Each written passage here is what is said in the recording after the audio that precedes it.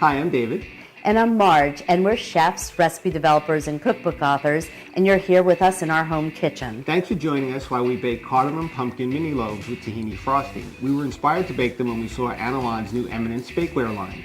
We read this really interesting statistic about the Eminence line, which is that it holds its nonstick for 10 times longer than typical nonstick bakeware does. And so we thought we'd put it to the test with mini loaves, which can be kind of tricky to get out of the pan. Making loaves is fairly simple. You start with canned pumpkin, not pumpkin pie mix, which has spices in it we don't want. First, we'll combine the butter and sugar, cream it together. Then beat in the eggs and vanilla. Add the pumpkin and orange zest and beat it until it's really well mixed. Now it's time for the dry ingredients. We'll combine the flour, cinnamon, cardamom, baking powder, baking soda, and salt.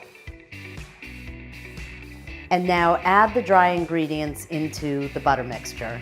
We'll beat it until it's just combined and fold in the pistachios.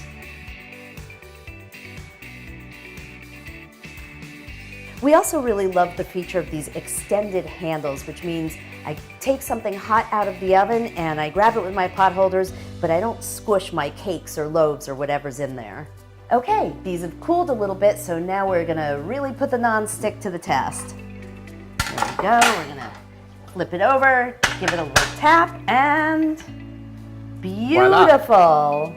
The great nonstick coating is both inside and out makes this a breeze to clean, especially all the little nooks and crannies. So while these were in the oven, I knew I wanted to top them with something colorful and delicious, but I didn't want rainbow sprinkles, so instead we're using fresh pistachios and orange zest. Okay, I think these look really pretty. Yeah, but how do they taste?